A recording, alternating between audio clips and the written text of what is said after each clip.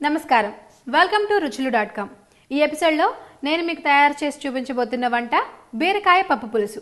బీరకాయ పప్పు పులుసుకు కావాల్సిన పదార్థాలు ఇప్పుడు చూద్దాం.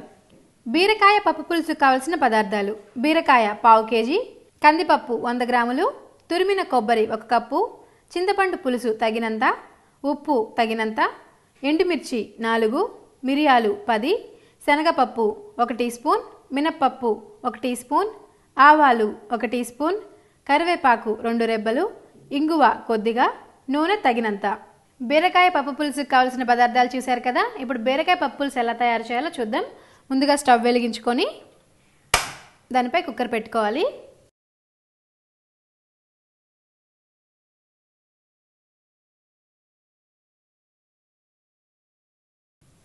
కుక్కర్లో చిన్న చిన్న ముక్కలుగా కట్ చేసి పెట్టుకున్న బీరకాయ ముక్కలు,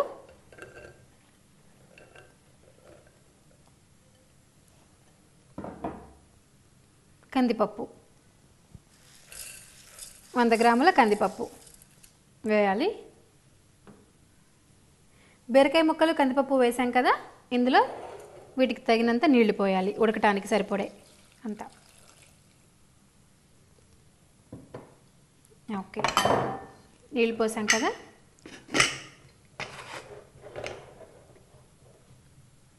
నాలుగు విజిల్స్ వచ్చేంత వరకు ఉడకనిద్దాం. ఈలోగా మనం మసాలా తయారు చేసుకుందాం. మసాలా తయారీకి స్టవ్ వెలిగించి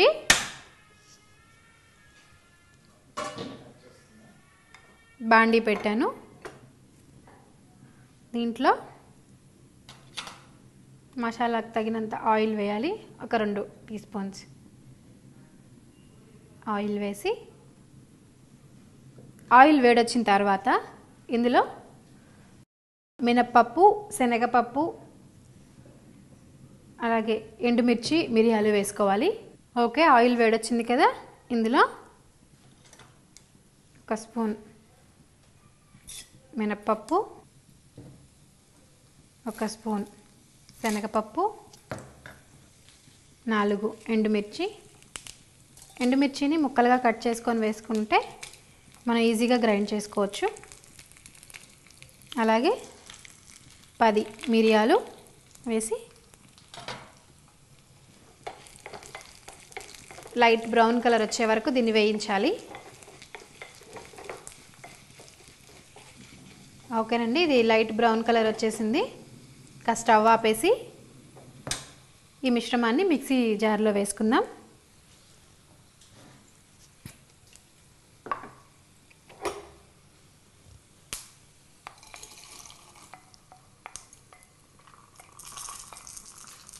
మిక్సీ జార్లో వేసాను వేయించుకున్న మిశ్రమాన్ని. ఇందులోనే తురిమిన కొబ్బరి వేసుకోవాలి.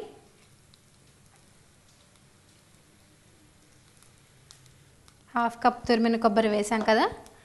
ఇప్పుడు మూత పెట్టేసి మిక్సీ చేసుకోవాలి.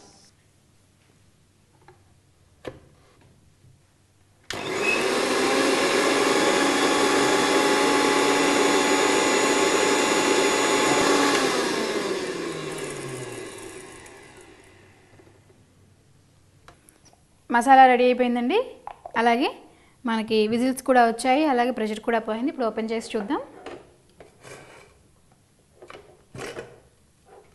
ఓకే, ఉడికిపోయింది. దీన్ని మరో బాండీలోకి మార్చుకుందాం.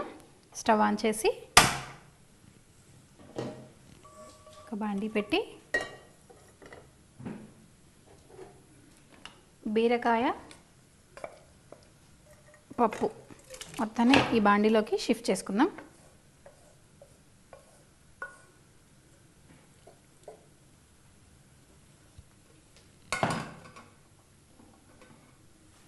షిఫ్ట్ చేసుకున్నాం కదా.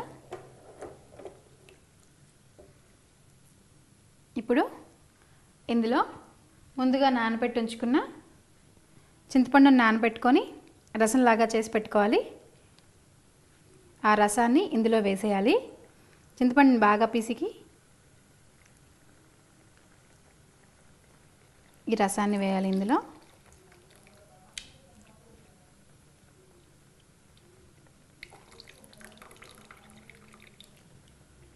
ఓకే, సో ఇందులో చింతపండు రసం వేసాం కదండి, రసం అంతా బాగా కలిపేసిన తర్వాత ఇందులో ఇప్పుడు ముందుగా మనం రెడీ చేసి పెట్టుకున్నాం కదా మసాలా, ఆ మసాలాని వేయాలి.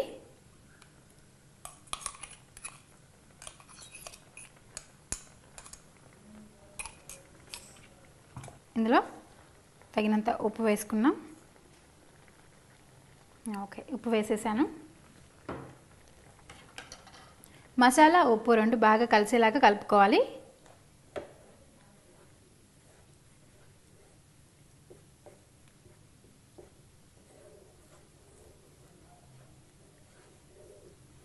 ఓకే, మసాలా ఉప్పు బాగా కలిసిపోయిందండి. జస్ట్ 1-2 నిమిషాలు దీన్ని ఇలా ఉడకనివ్వాలి.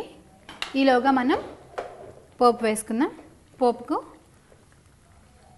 మరో స్టవ్ వెలిగించి స్టవ్ పై బాండి పెట్టుకొని పోపుకు సరిపడా ఆయిల్ వేయాలి.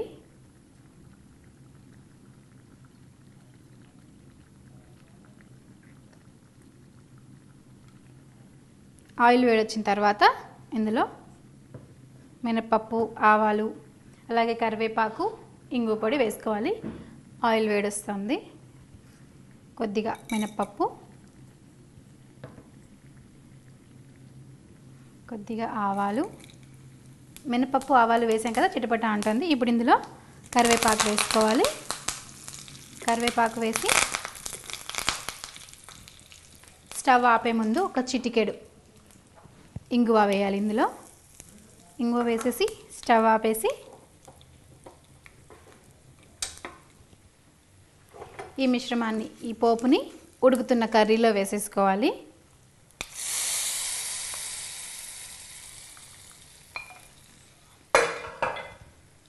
పోపు వేసాం కదా, ఈ పోపు అంతా కూడా కర్రీకి బాగా కలిసేలాగా కలుపుకోవాలి. మనం మసాలా, ఉప్పు, చింతపండు రసం వేసాక 1-2 నిమిషాలు ఉడికిపోయింది. అలాగే పోపు కూడా వేసాం కాబట్టి మనం ఇంకా స్టవ్ ఆపేసుకోవచ్చు. స్టవ్ ఆపేసే ముందు ఇందులో మనం కొబ్బరి తురుము ఉంది కదా, కొబ్బరి తురుమును వేయాలి. కొబ్బరి తురుము వేసి బాగా కలుపుకోవాలి.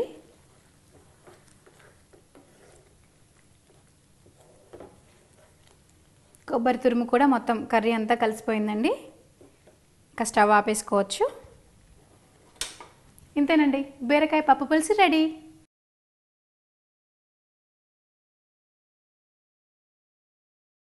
బీరకాయ పప్పు పులుసుకు కావాల్సిన పదార్థాలు, తయారు చేసే విధానాన్ని మరొకసారి చూద్దాం. ముందుగా స్టవ్ వెలిగించి కుక్కర్ పెట్టి కుక్కర్లో బీరకాయ ముక్కలు, కందిపప్పు వేసి తగినన్ని నీళ్లు పోసి ఉడికించుకోవాలి. మరో స్టవ్ పై బాండీ పెట్టి ఆయిల్ వేసి మినపప్పు, శనగపప్పు, ఎండుమిర్చి, మిరియాలు వేసి వేయించుకోవాలి. తర్వాత మిక్సీ జార్లో తీసుకుని తురిమిన కొబ్బరిని వేసి మిక్సీ చేసుకోవాలి. తర్వాత ఉడికిన పప్పు, బీరకాయ ముక్కలను మరొక బాండీలోకి తీసుకొని చింతపండు పులుసు, తయారు చేసుకున్న మసాలా, ఉప్పు వేసి బాగా కలిపి ఉడకనివ్వాలి. తర్వాత మరో స్టవ్ పై బాండీ పెట్టి కొంచెం నూనె పోసి మినపప్పు, ఆవాలు వేసి చిటపటలాడాక కరివేపాకు, ఇంగువ వేసి కలిపి పోపు పెట్టుకోవాలి. తర్వాత ఈ పోపునంతా ఉడుకుతున్న కర్రీలో వేసి బాగా కలపాలి. స్టవ్ ఆపే ముందు మిగిలిన కొబ్బరి తురుమును వేసి దించేస్తే బీరకాయ పప్పు పులుసు రెడీ.